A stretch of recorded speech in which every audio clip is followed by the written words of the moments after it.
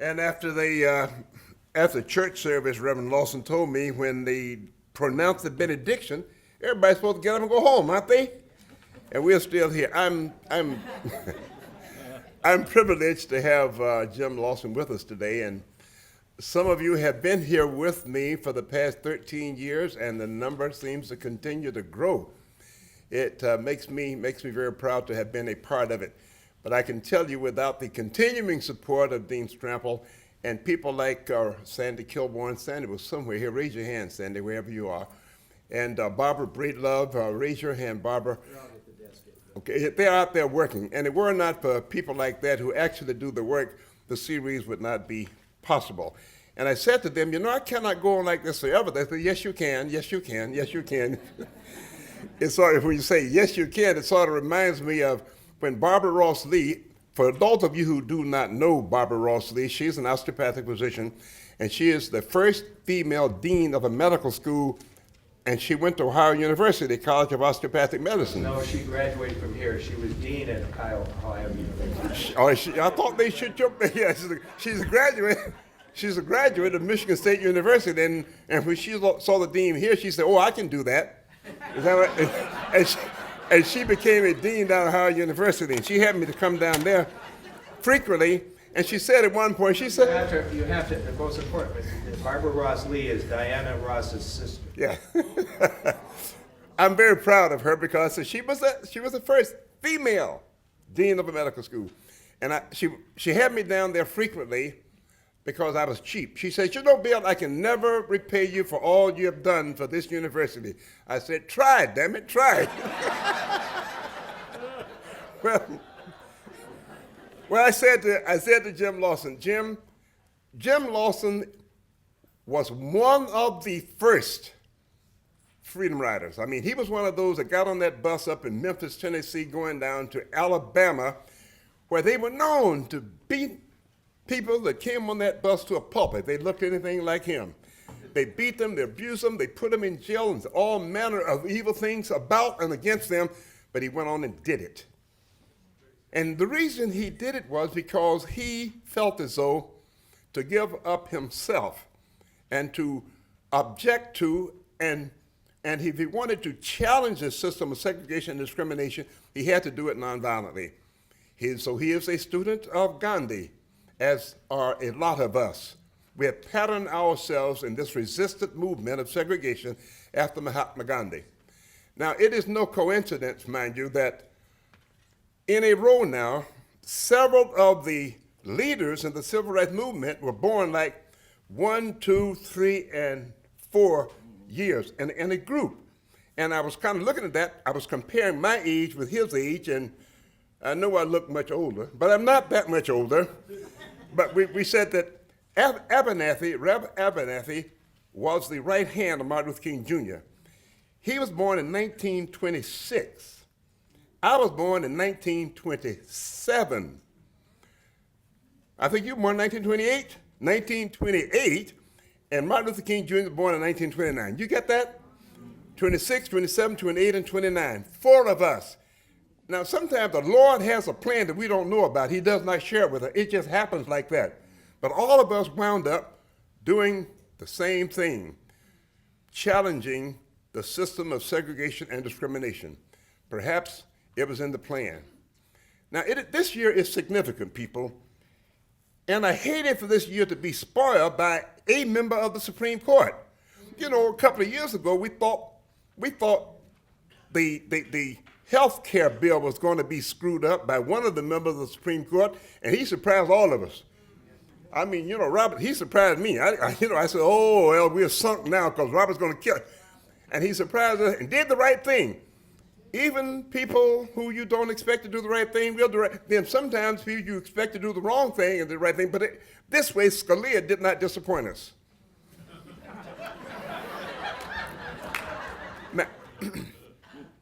Now, I know how Clarence Thomas is going to vote if he has not voted already.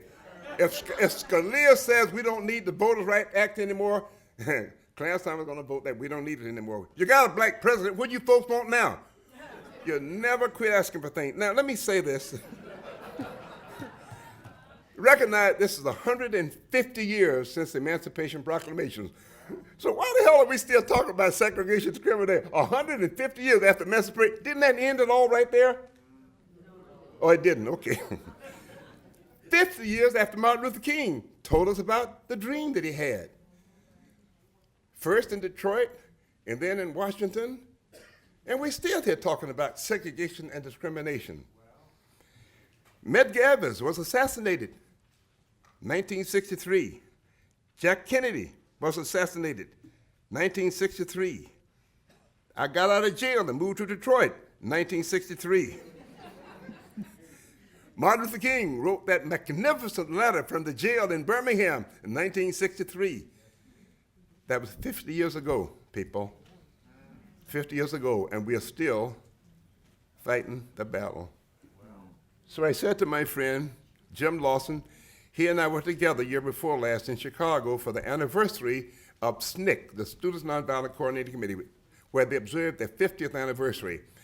And my dear friend Rhea and I went down to Albany, Georgia last year for the observance of the SNCC down there in Albany and the Albany movement 50 years ago. So what Jim is going to tell you is it ain't over yet.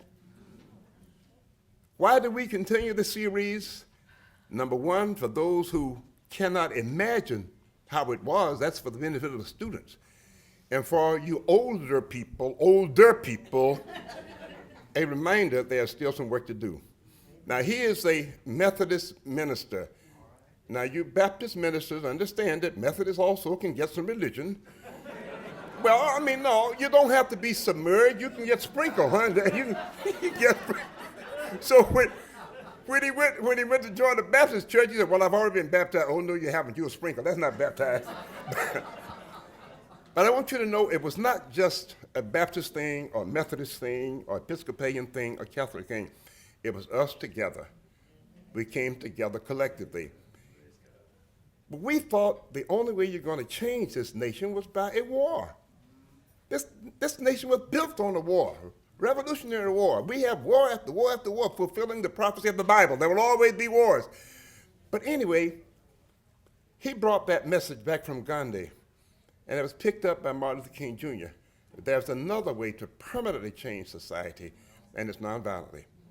This is the man who taught many of us the power of nonviolence. He's a minister. He's trained in Oberlin. He spent time in jail because he resisted the war in Korea. So we are so proud to have him with us and spend the day with us. And he's going to tell us the power of nonviolence and how it needs to be utilized today if we're to continue to combat racism wherever it occurs. I'm very happy to present to you Jim Lawson.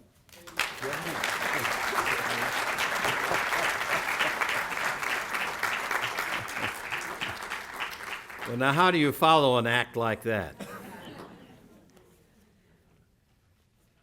I am delighted to be here, and I look forward to being at this spot and campus at Michigan State for quite some time again.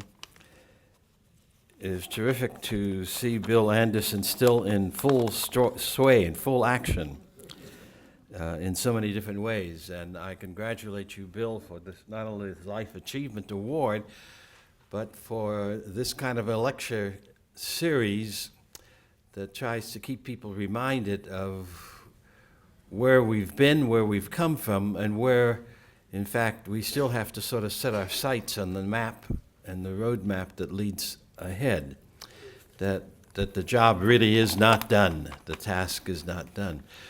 We shouldn't be surprised at that at all, but that is the case. I want to thank all of those who have arranged for this lecture series and have made it possible, and I appreciate you all coming out on what I deem a cold night for this occasion. I haven't learned yet, but I understand my home in Los Angeles, it was 80 today. I don't know if that's true or not. We've been having coolish weather, meaning 60s and 50s, but today was supposed to be a heat wave again. So anyway, I'm I'm not quite sure how to begin, but I want to try to lift up to you the fact that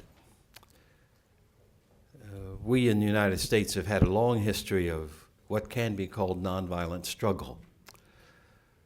But because of the way in which our history books are written, we don't ever really get taught much about that. We don't learn much about that.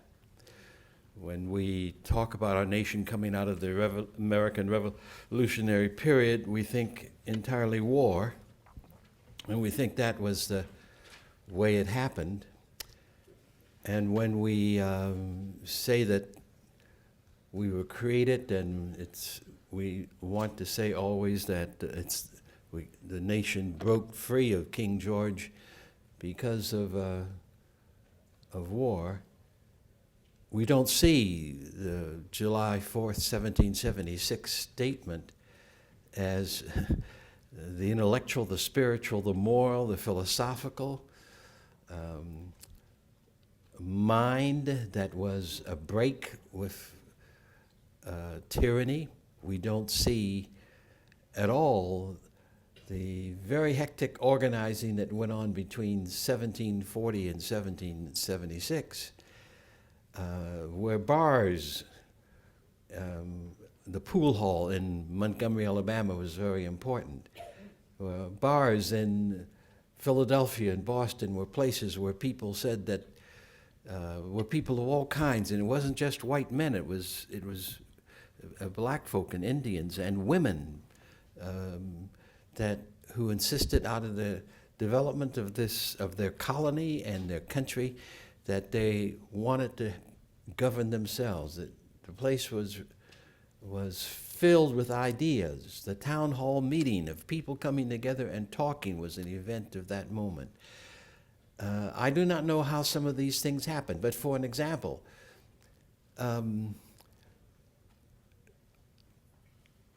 people in those 13 colonies, not everybody, but as British goods were put to the colonies, people boycotted them, would not buy them,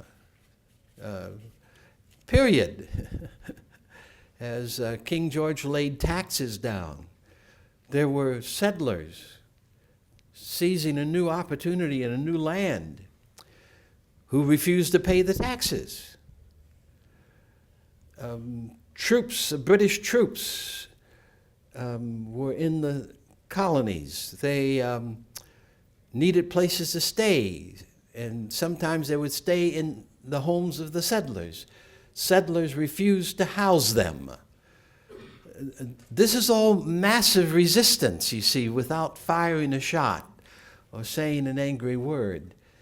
So, in large measure, the soil for developing an independent country and the soil for saying people can govern themselves, the soil for a high vision of what this gift of life was about, and that gift of life was meant for astonishing ways of shaping society and shaping life itself.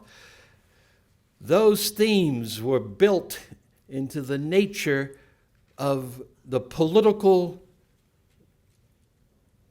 enthusiasm and concern in that 18th century here in these colonies. Where all of those ideas came from, we don't know, but some came perhaps from Indians. Others came, I know for sure, from black folk who did not like having been captured in Africa and made slaves. You can see some of this story of that period in a book by Gary Nash called The Other American Revolution, or The Unknown American Revolution. A part of our history that really, in my history books in high school and college, really didn't get expressed that well. I had to learn that by my own interest in reading, and especially my own interest in reading about the country of my birth. So I want to try to describe to you for a moment then the nonviolent wave of the struggle of what is called the civil rights movement, the nonviolent dimension of it, and how that nonviolent dimension of it brought to the American scene in the 20th century as never before the notion of nonviolent conflict and the way in which the nonviolent politics is what a democracy has to have if it's going to really experiment with and examine the many different possibilities of self-government, of self-governance.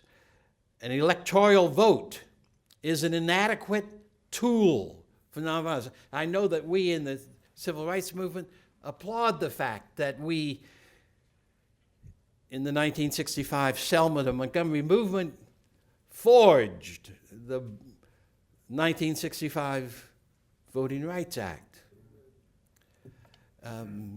made it happen, caused Republicans and Democrats alike, and the President Johnson, to see to it that that voting rights bill was passed, to begin to try to clear the debris and the little tiny tyranny of governors and legislatures in Mississippi or Texas or Arizona passing measures, lacing rather the right to vote with little tiny pieces of tyranny that meant that Spanish-speaking people could not vote, or meant in Alabama that black people could not vote, that they could not register. If they tried to register, they had to quote by memory the whole Constitution to a county registrar who only had a 5th to 6th grade education and didn't know anything about the Constitution anyway, but was convinced that segregation was God's way. Segregation by the races in Lowndes County was the way that the people were supposed to live, that black people were to be inferior. So those little pieces of tyranny that were around the rights to vote that now have been reiterated in Pennsylvania, in Florida. I'm not sure about Michigan because I don't remember what happened with Michigan last year, but in Ohio and so many other places. Men, mostly men, and I'll say this quite deliberately, men, mostly men, as governors and legislators in offices with no idea whatsoever that their responsibility must embrace at least all the people of the state, not some, but at least all the people of their own state, and ought to be aware of the necessity of helping democratic processes to improve, not to go back to the old tyrannies. And so this evening I'm going to try to use this theme, slavery, from slavery to freedom, and concentrate on, in fact, the nonviolent component, the nonviolent dimension of the struggle, which is both unknown, though many biographies and many books do have bits and pieces of it. And so, slavery to freedom. But I want to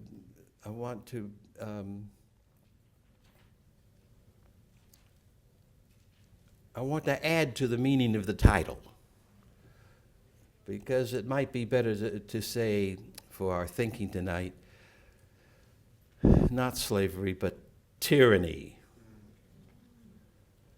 Because there are all sorts of people in our country still who do not think that slavery is tyranny. They think that American slavery, 250 years of it, of black people largely young, captured in Africa or sold in Africa and shipped across the ocean. They had to be young because they had to endure that passage across the ocean, so they were often quite young. And that was a benefit to the African continent and benefit to black people.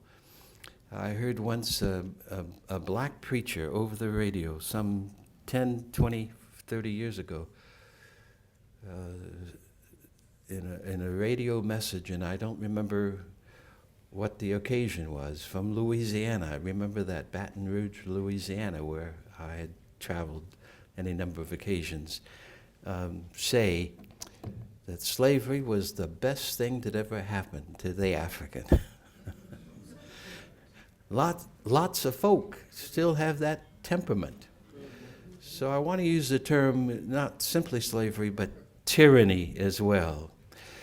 And George Mason in the Constitutional Convention said that every slave owner was a petty tyrant. A lot of truth in that.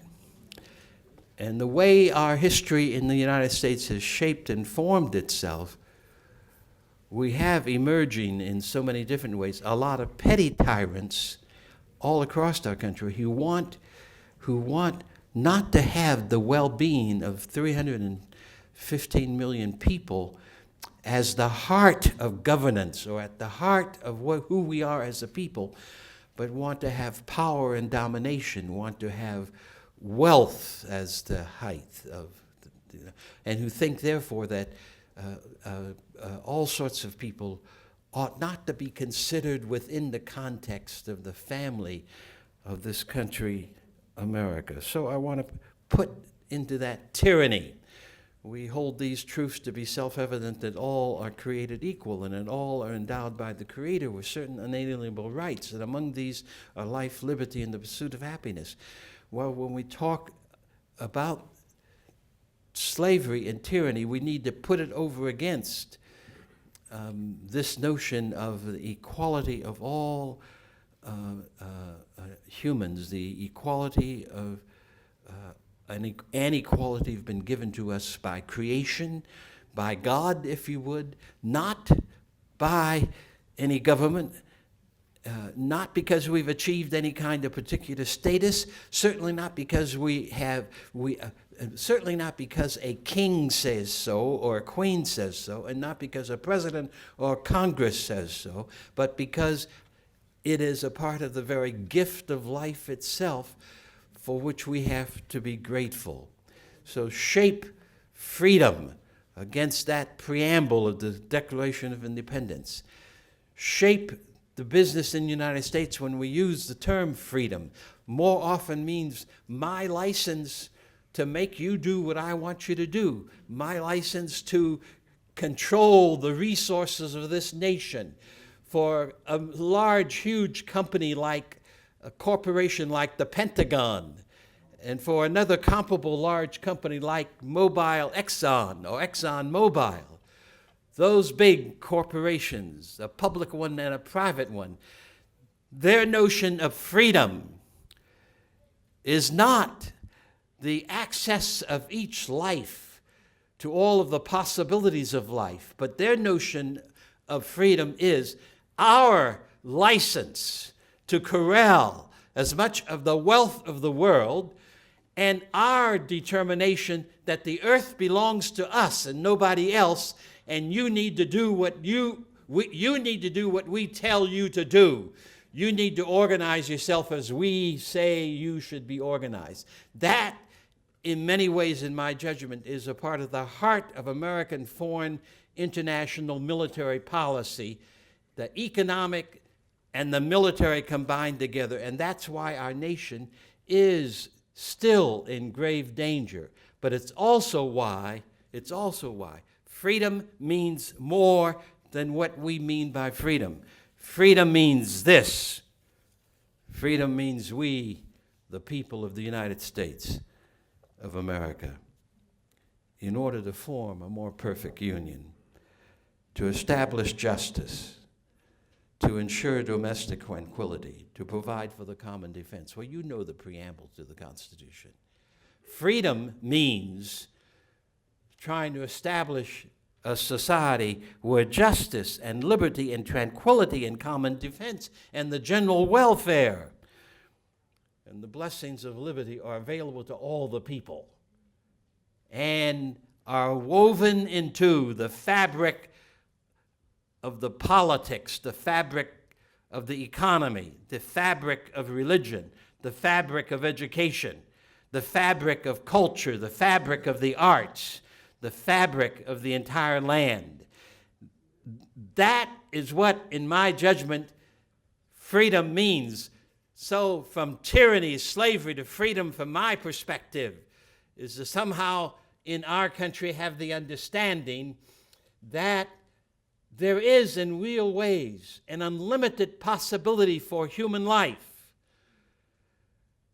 that there are no reasons for limiting it because of our own fears or anxiety, but that freedom means doing the tedious sometimes, but the daily work of seeing to it that the way we live personally and collectively are being shaped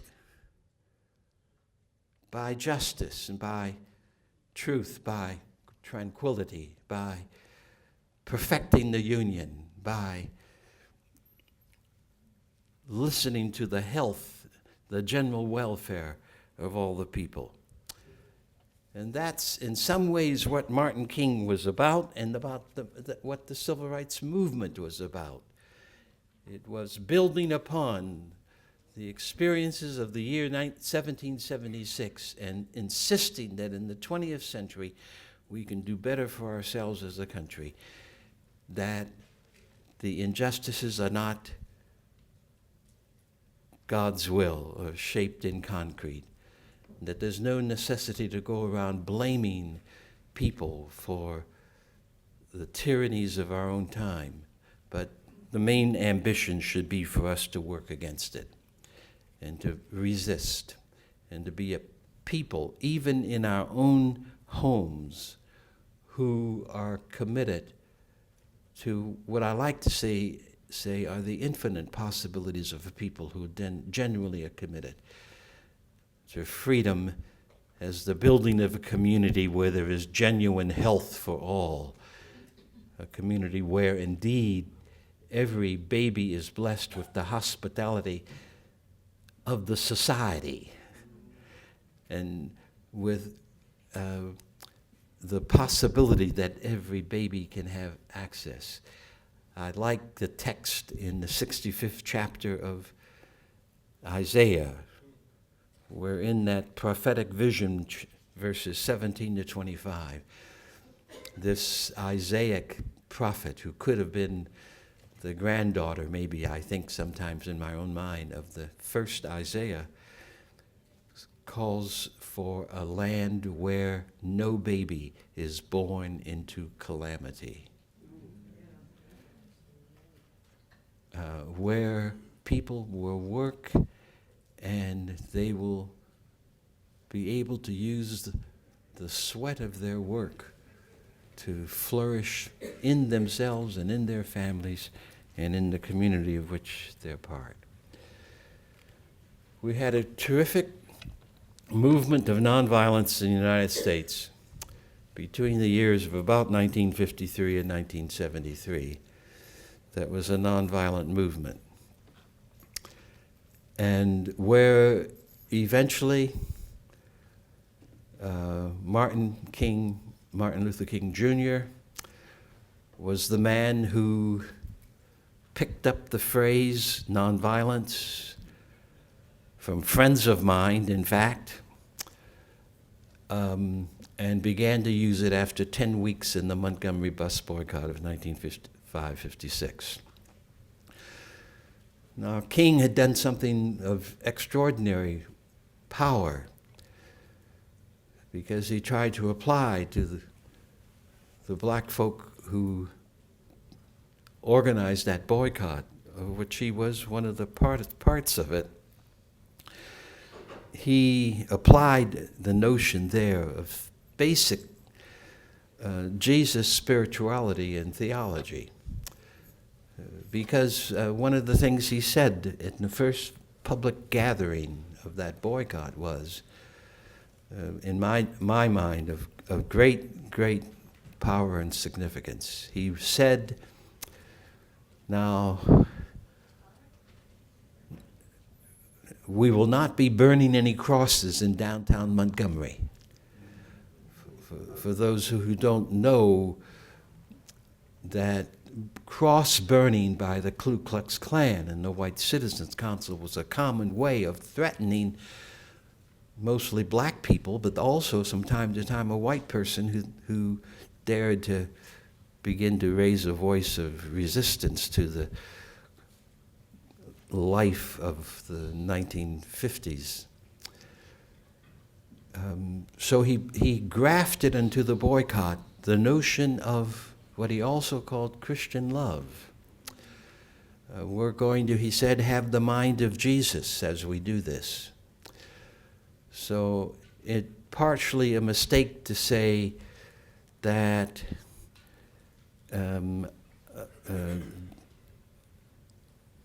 this nonviolence was a product of Hinduism or Gandhi. I never accepted or knew that, period. I recognize that when one peruses and ponders and puzzles over Jesus, that ancient figure of the first century, and when you try to see the pieces of history that are there, that can be confirmed in other places, that when one wrestles with the ideas and wrestles with his way of life, walking all over Caesarea Philippi, all over Samaria, all over Judea, all over Galilee, in the land beyond the Jordan, and so forth and so on, walking. Oftentimes, I say marching, because at times he was apparently in the company of 4,000 people. At least on one of the occasions, he was with 12,000 people. So, and then other times, of course, it's said that they was with the 12 or with the 70 or with any number. Those numbers may all be completely inadequate.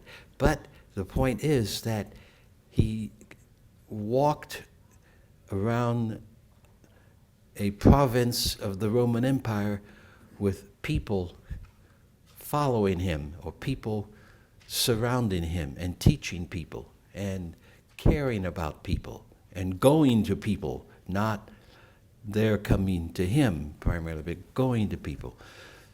So in my growing up days, as I realized Gandhi was giving me the word not pacifism but nonviolence, and that it was quite different from pacifism, quite different from running away, quite different from being a coward, quite different from passivity, doing nothing about it.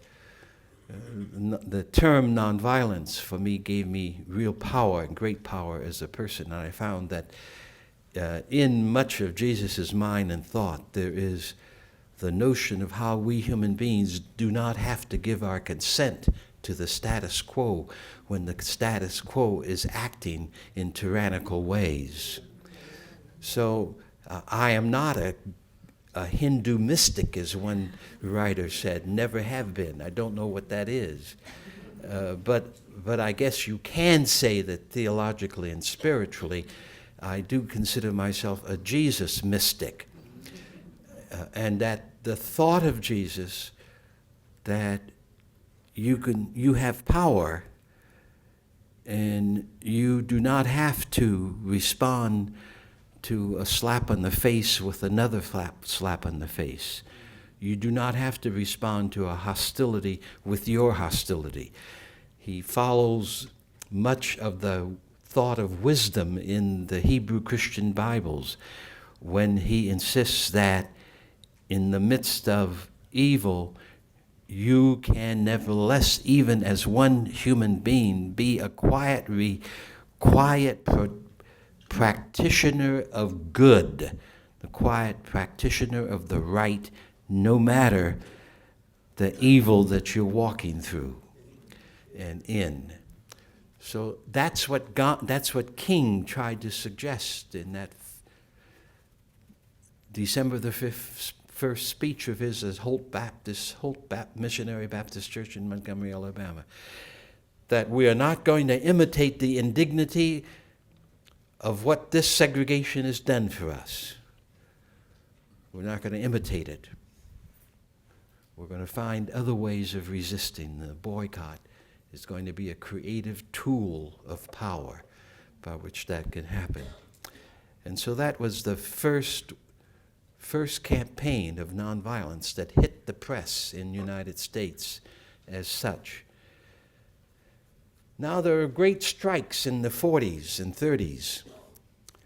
The Flint, Michigan strike that spread to some 400,000 strikers, Flint, Michigan, 1933. The use of the strike, and that effectively caused the UAW to be recognized in the automobile industry.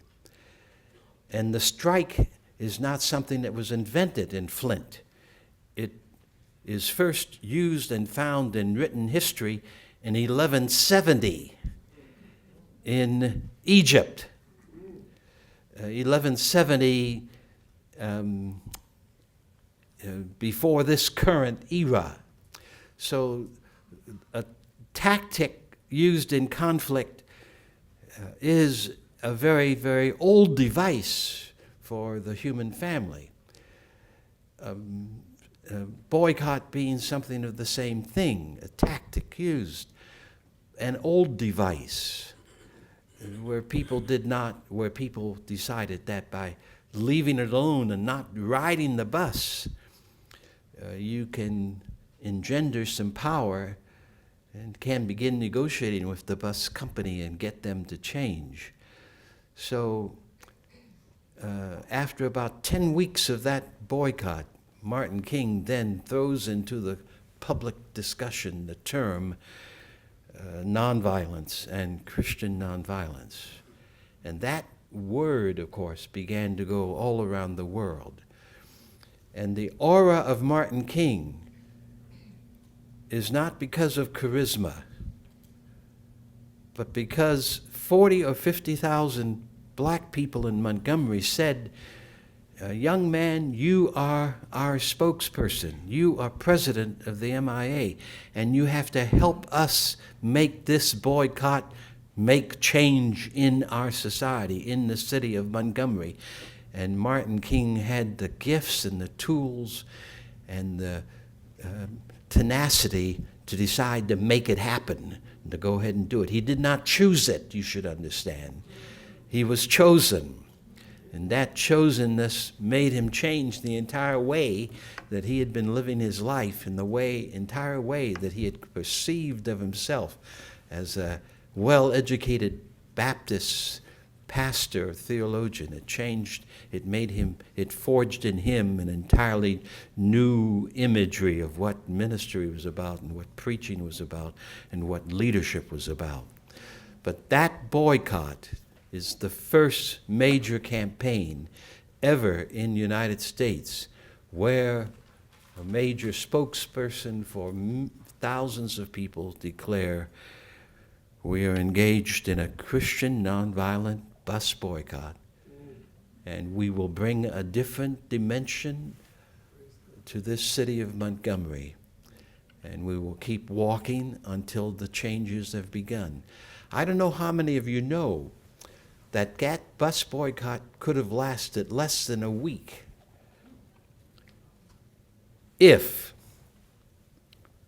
because when the first members of the executive board, including Martin King and Ralph Abernathy and Johnny Carr went to the mayor and the bus company, they were obdurate.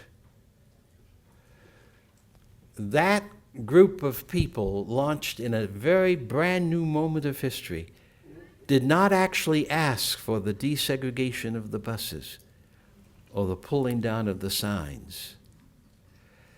They asked for better treatment from the bus drivers. They asked that the language of the bus company change. They asked that the signs, white colored, would come down out of the buses.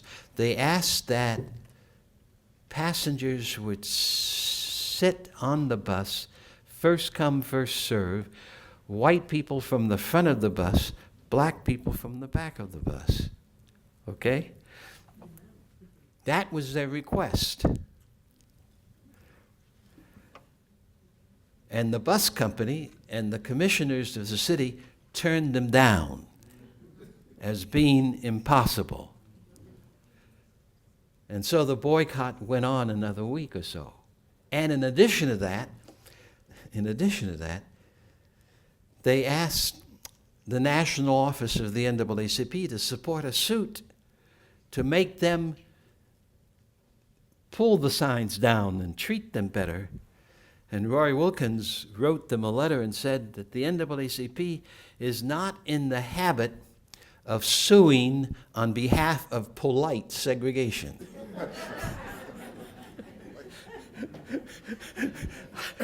I think those are two of the most marvelous words ever spoken. We do not sue on the behalf of polite segregation. And so the stubbornness, and I'll say it again, the stubbornness of a handful of white men trapped in their own truth. Trapped in their own truth that was a massive lie, but trapped in it, their inability to offer some kind of amelioration, some kind of hope that they would be treated with more dignity, meant that then the bus boycott was a nonviolent campaign and went beyond the first 2 or 3 weeks to 381 days, with people walking in dignity, but sensing that in walking they were exercising their freedom and their humanity. Now, I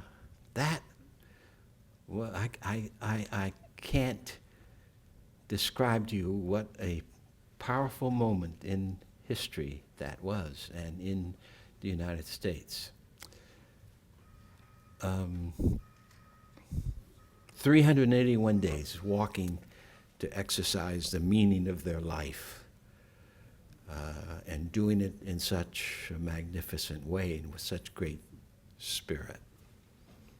So that was the first campaign, taking the name, taking the term nonviolence as Gandhi had coined it in the 20th century only. And I want, but taking that term, nonviolence, and applying it to the boycott in Montgomery, and demonstrating, therefore, here is a tactic that calls for a different kind of character and courage, but is more effective than segregation itself, more effective than meeting an eye for an eye or a tooth for a tooth, or an angry insult for an angry insult. Beyond any kind of doubt, it opened up a new vista, in my judgment, of American history, one that we had never explored before. One of its most important features was the fact that it sent a spiritual wave or an intellectual wave across the nation, across the earth. Jeff Thomas, in 1957, was one of the 9 Little Rock students who decided to try to help the school desegregate Central High School. His daddy was a Baptist deacon in Little Rock, also named Jefferson. Jefferson Thomas and I stood outside on a street corner one day in 1958 after a session with parents and students and clergy who were working on how they could wrestle with this crisis in Little Rock, and said to me that as he followed the Montgomery bus boycott and as he read about it, he asked me about what kind of person Martin King was, and we talked about that. And then he said, well, you know, when I read about that bus boycott, I said, God, if anything like that comes close to me, let me have the guts to step out and do it, be there. That's a part of the way in which courage, nonviolent charisma, does speak to all kinds of people in ways that nobody knows or understands. So therefore, Jefferson Thomas, the Baptist deacon, when his son says, I'm going to go to Central High School in the desegregation plan, Jefferson Thomas then backs his son with every hilt of his own personal life and strength and supports it. The Little Rock Nine were selected, but I want just to add a point here that the Little Rock, that in Little Rock in 1956, 85 black students who knew that Dunbar High School, their school, did not have a chemistry lab, that they could not take calculus at Dunbar High, that it did not have the kinds of courses that they said they needed for their lives. 85 students volunteered to go into Central High School from the black school, but the school board and the federal judge selected only 9.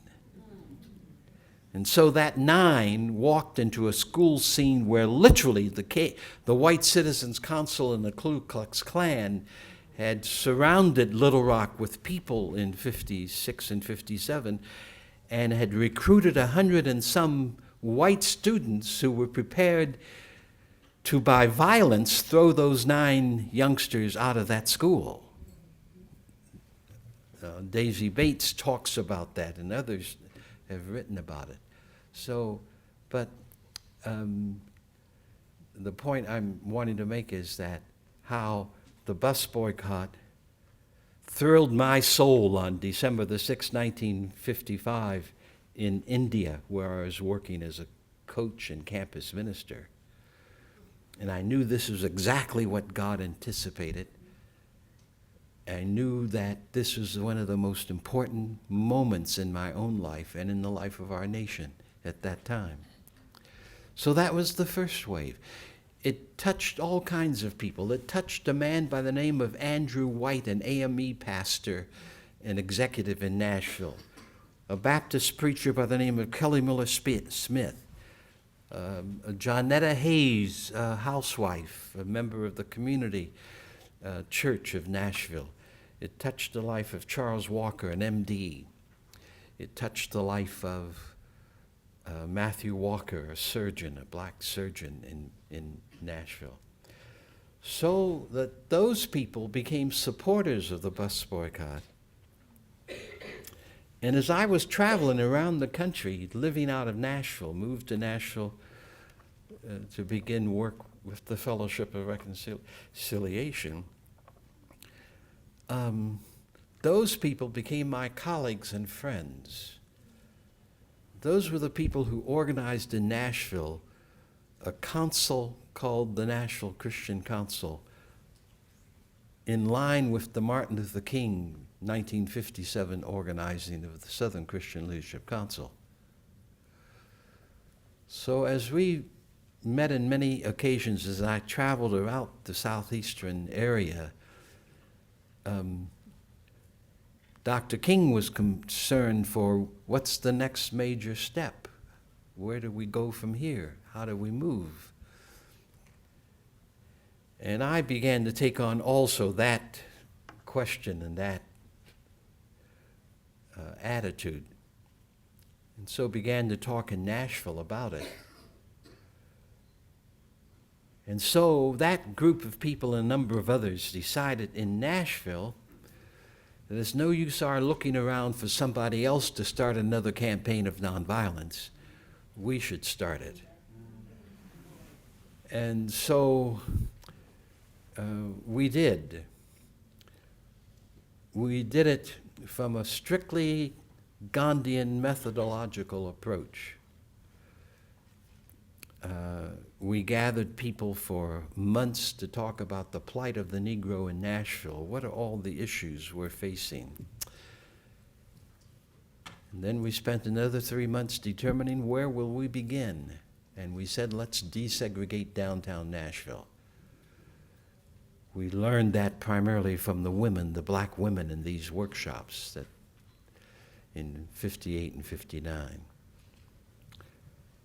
And so we said, let's do it, 1959. June of 59, we set our target. We began recruiting people. Some of the stories don't seem to understand that Kelly Miller Smith recruited John Lewis, now congressman from Atlanta.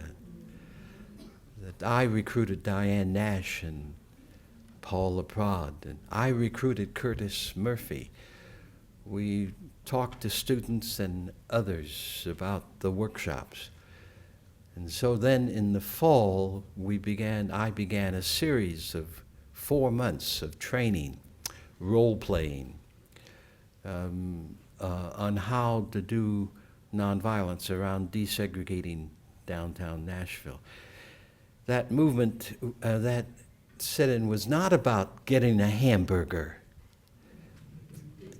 at all.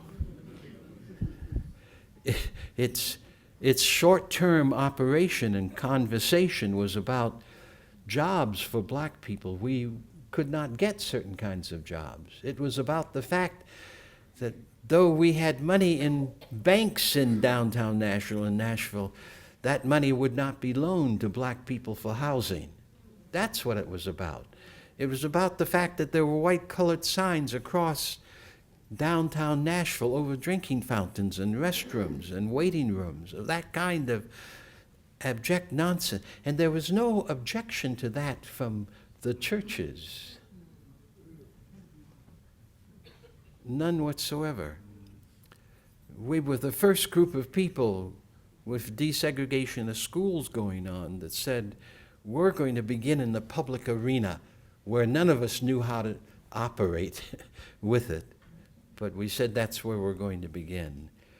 So that became the second major campaign of nonviolence in this nonviolent movement. Deliberate, protracted for almost a decade it went on. It produced a wide range of folk who, though thought nonviolence was foolish because any number of people said that, and you think it now, nonviolence is foolish, some of you. Nevertheless, in the heat of a campaign that effectively caused Nashville to begin renovating its waiting rooms before our negotiated agreement even, began to get signs pulled down. Because it's not all one piece of cloth. There were people in the Nashville scenery, merchants and restaurant owners, folk who, like in the Union Station, the manager of that station proceeded voluntarily to renovate the waiting rooms in that station and initially pulled down the white-colored signs over toilet doors and whatnot on his own, simply because his conscience had been confirmed in the wrongness of that. So he started without any question. On the other side, there were restaurants who wouldn't do it after 4 years of demonstrations. But when the Civil Rights Bill of 1964 said you can't do it, the Civil Rights Bill of 1964 said you can't do it, those restaurants pulled down their signs and obeyed the law. I'm sure that was not just unique to Nashville. But that campaign, see, then produced what Martin King called the model movement of nonviolence. It also produced the strategy to go after the major living condition of a city rather than desegregation of a school. And the sit-in was just one of the tactics we used to make that happen. And I learned from that. The first time I had tried such a movement, such an effort, public effort, I learned something. I learned that nonviolence is powerful. The merchants who demanded, and the newspaper publisher demanded that I be expelled from Vanderbilt University because by this time I had gone back to the divinity school for my first degree in theology. Didn't realize that while they were babbling over their segregation and over the inferiority of black people, a movement was picking up momentum and power. Such power that the black community became a common unity with other people of goodwill who supported the effort. Power that said eventually in negotiations, we begin the process. It's not a trial process. It can be done because we are citizens of this community. And by uniting around the sit-in and marches and the boycott and mass meetings and educating ourselves and others, we put into the public arena of Nashville a power that was not there before. And that power subverted the agenda of segregation in Nashville. And the consequence was that Nashville became the first city in the South that publicly started pulling the signs down and opening up public buildings and the rest of it to all of the citizens of the community. To all of the citizens of the community, because the black people, with some people of goodwill, found power, not in having to be mad or angry or to retaliate blow for a blow, but simply to rediscover the tactics of a sit-in, a boycott, a march. When Alexander Luby's home was bombed, an attorney who pulled together legal forces to help us, we didn't then begin to run, which is what the enemy wanted us to do, because I had been teaching people that when the opponent uses violence to stop you or the jail, the way is to step back and strategize how you can move under or over the violence. If it means that some of us have to be beaten and then hurt and or injured and or killed, we absorb that violence in ourselves without retaliating in kind, thus reducing a little bit of the violence in our world, in our community. Now that's hard even for good people to understand or to see. But when that home was bombed, we put on a silent march of some 4 miles to the city hall. And in fact, solidified the struggle and the determination. It produced people like John Lewis.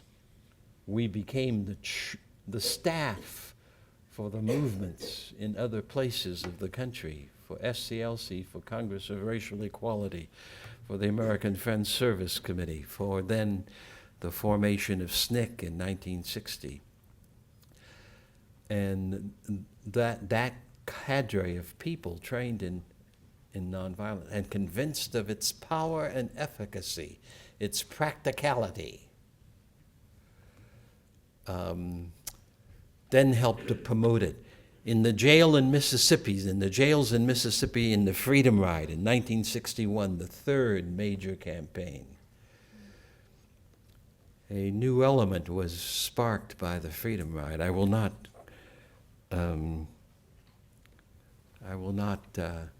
go into it extensively, except that two young men, Robert Kennedy and John Kennedy, saw this going on. Civil rights was not on their agenda. The plight of segregation was not a part of their learning. It was not in their 1959 campaign for the presidency at all.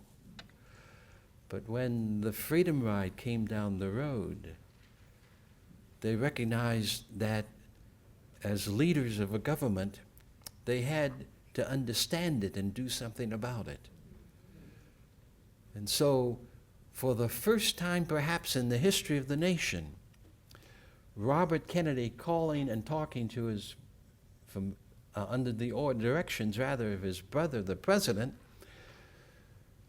in the midst of a massively violent scene in Montgomery, Alabama, is on the phone with Martin King night and day, expressing the concerns of the administration and figuring out what was going on in this emerging movement. For the first time, a president of the United States engages in a conflictive situation with black people who were on the move to tear down and pull down the walls, the spiritual, the physical, the unjust and torturous walls of segregation and racism at that moment of history. And so John Kennedy and Robert Kennedy then, they sell us out, but at the same time they move to try to get the federal government and its agencies to act in a fashion that helps the Freedom Ride in its effective message. Freedom Ride, where nearly 425 or 60 of us spent time in not only in the jails of Jackson, Mississippi, but also in the Parchment Penitentiary, which at that time and still is one of the torture places in the United States that was going on and is still going on. Rooted in the injustice and the segregation of our criminal justice system.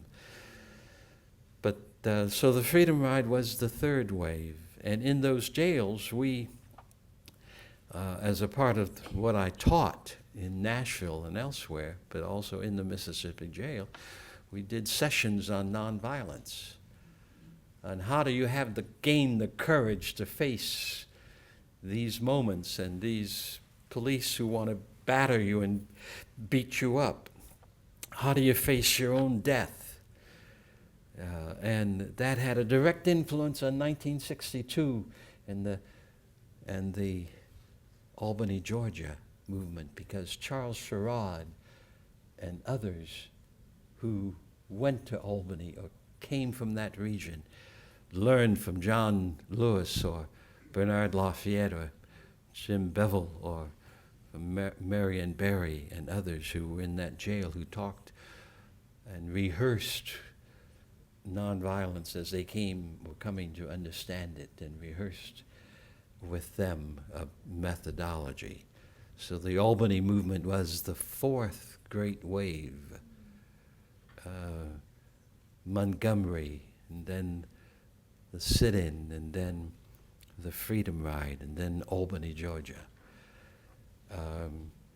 Some of the history books claim that Albany, Georgia was a failure. I never accepted that then, and I don't accept it now, because even though in some ways that movement did not get the goals they wanted, Bill Anderson was saying to me yesterday that Chief Pritchard and others in city government of Albany, Georgia in 1963 knew from the spirit that they saw marching down the streets and the spirit that they heard black people sing in the Albany jails, they knew that segregation was finished in Albany, Georgia. And Gandhi is the one who describes this, because he surprised Jawaharlal Nehru in India when he returned to India, because he said not what the Congress Party wanted them to say. Gandhi said, well, the British are here, but they are here because they have our consent.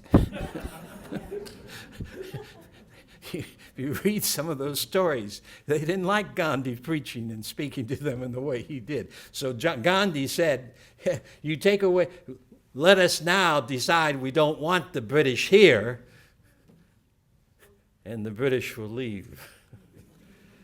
And some say that the Salt March of 1930 was a failure, but Gandhi insisted, and the British knew that in the Salt March, the national dramatic encounter against the British Empire, that the Indian people gained their soul and made the decision, we will not cooperate any longer with the British Empire and occupation. And so the Congress Party knew that it was only a matter of time before the British Empire would leave. So Albany was a magnificent experience in that sense, of the vast number of ordinary people in Albany, Georgia, including Bill and his wife, and Martin King and others who went to jail in Albany, Georgia. That was the fourth great wave. The fifth great wave that learned from Nashville and from Albany was the Birmingham campaign, of which this is the 50th year, 1963. I'll come back to that in just a moment because this is 2013. But 1964, it was the Mississippi Summer. 1965, it was the Mississippi March Against Fear. 1966, it was, 1965, Selma to Montgomery. 1966, the Mississippi March Against Fear. A nonviolent campaign has to accumulate power. We who do it had to accumulate understanding of this method that we were doing, that you could not learn from anybody else. You had to learn it by doing it in the nitty-gritty of our own society. 1967 was Chicago's Civil Rights Movement. 1968 was the sanitation strike. Imagine a strike where the workers do not want to do any violence to anybody. They said that. And so there was very little sabotage of the garbage trucks because the 1,300 black men said, that's not the way we're going to do it. So they declined any kind of sabotages in their strike, where, of course, Martin King was assassinated on April the 4th, 1968. 1969 was the Black Monday movement in Memphis that restructured the schools. And Ralph Abernathy and I spent time in county jail in Memphis, Tennessee, where I was then a pastor, as United Methodist pastor, for that strike, for that campaign. So that's just about 13 years of action, 14 years of persistent national action, accompanied by supporting actions and thousands of nonviolent demonstrations all around the country in the same year. And that's what moved Kennedy and Johnson, and what moved Congress, and what brought not just the Civil Rights Bill of '64, but my proudest conviction about the legislation that got passed was Head Start. And if you think we're not in trouble, then you explain to me why, after Head Start got passed in '65 or '66, giving 4- and 5-year-old a socialization, educational process that the educators of America are convinced is essential for life, for those children and all. Tell me why, since 1965, no president of the United States has funded, no Congress has funded Head Start for 100% of all the children. And Head Start is now one of the major cuts that they're talking about in this crisis, which is a manufactured crisis, manufactured out of the worst of American politics, and not a crisis that represents a normal kind of progression of our trying to do our work as a people. I'll come back now to 1963. I was the advanced staff person for that movement for SCLC as a volunteer. And Good Friday, 1963, in the strategy meeting in Birmingham at the Gaston Motel, there were probably 20 to 30 of us in that committee on that campaign, reviewing the campaign thus far and trying to chart our course ahead. It happened to be Good Friday. And on that morning, Martin King, who was, of course, in the meeting, early morning meeting, left and then came back and said he was ready to march, and he was going to march that Good Friday day, which he did. And out of that came, of course, the letter from a Birmingham jail, a classic for our understanding of racism and politics in the United States. Well, the point I would make finally about this is that the Washington March was suggested and recommended in that strategy meeting that Good Friday morning. Now, the history books say some other stuff, but I was there.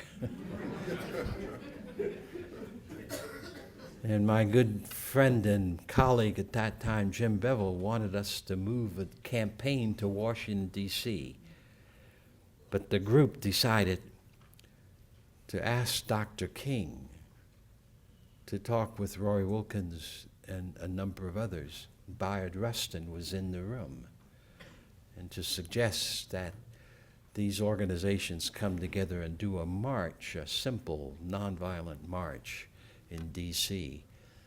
And that's what Martin did, and that's how the Washington March came about. So, nonviolent struggle, organizing, and the rest of it, a magnificent movement that shifted history in the United States. Scalia is on the Supreme Court because the forces of Dixiecrat resistance, the forces that want sexism and violence and racism and plantation capitalism, those forces have organized the most magnificent campaign against America that you can probably see anywhere in human history.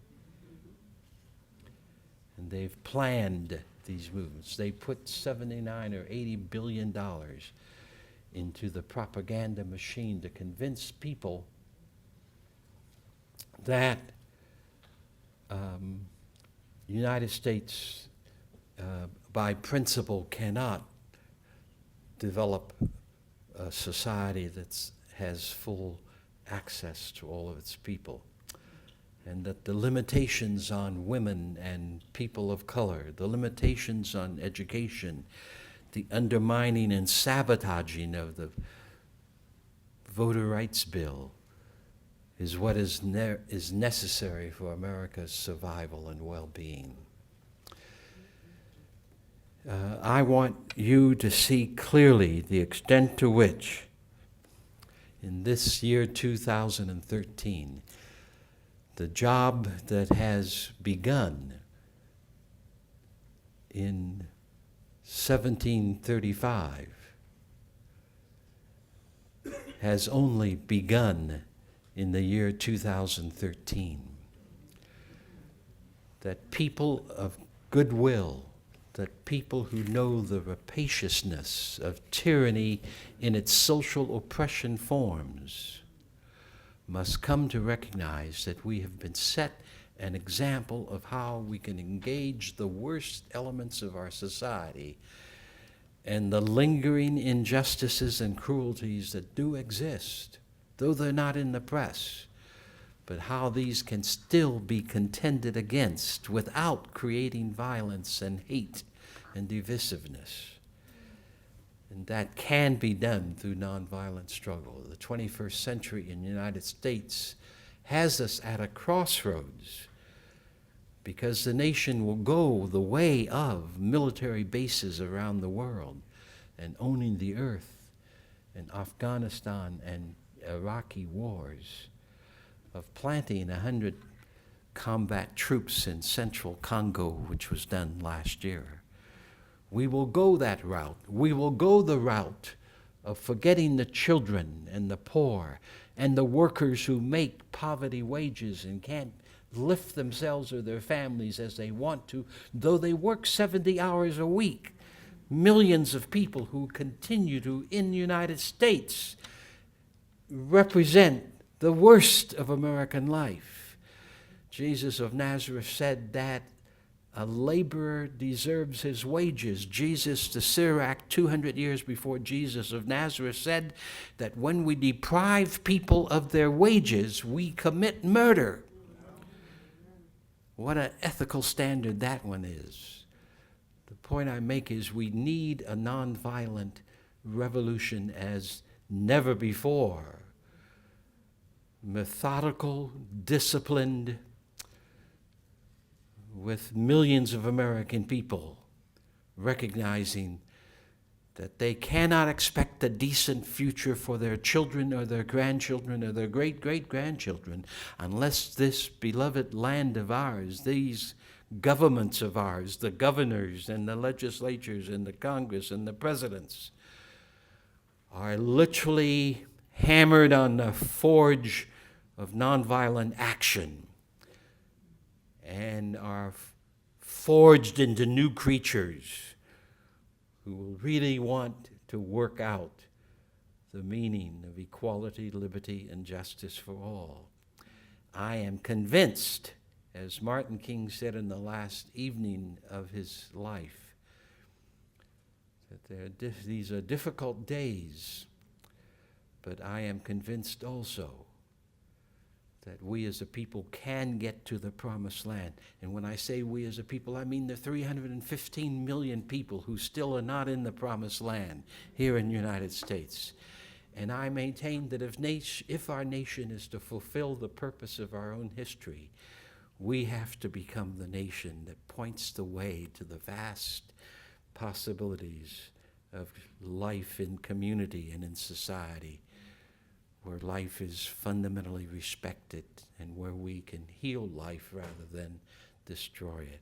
We need that 21st century nonviolent movement if our experiment in self-government, in self-governance is to survive. And so I urge you in this 50th year of the Birmingham campaign, I urge you to study the nonviolent movement of America, 1955, 1969, 1973. Study it and examine it. Each one of us can be a part of that new day that we desperately need. And if we would understand the civil rights movement, of the women's movement of 1910, of the working people's movements of 1933, or understand the meaning of having the statue of Martin Luther King on the Mall in Washington and having a holiday in his name, we should understand it as history's gift to us in this generation, that the task is not over. The struggle has just begun. And that each of us must become a person who recognizes that in a world and a society of guns, violence is impractical and is not leading us to any promised land.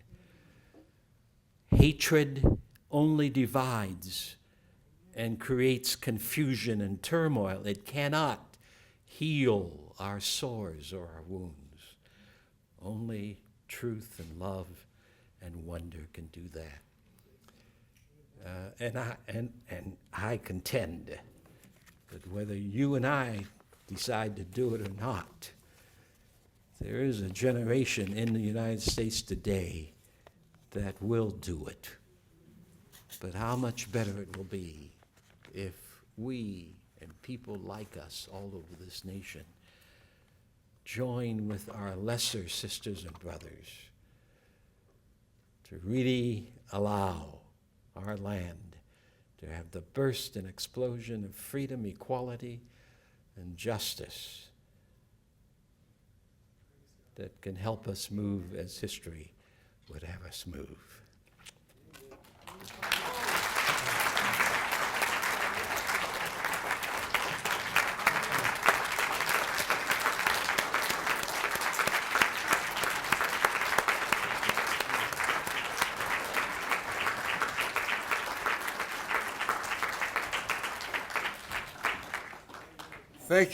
Thank you so much, Jim. I feel like getting in a march again. Is there an age limit? No. He will take a few questions, but let me first acknowledge from the state of Michigan a special tribute to Reverend James Lawson. And of course, this comes from our friend, Senator Gershon Whitmer. She's always supported this movement, this series of events, and it's signed by Andy Shore and Samir Singh and Tom Cochran and Gershon Whitmer. And it's a special tribute signed and dedicated to the honor of Reverend James Lawson for his outstanding commitment and service to the citizens of this great nation. So we thank you again. And on behalf of the state of Michigan, we want to give you this tribute.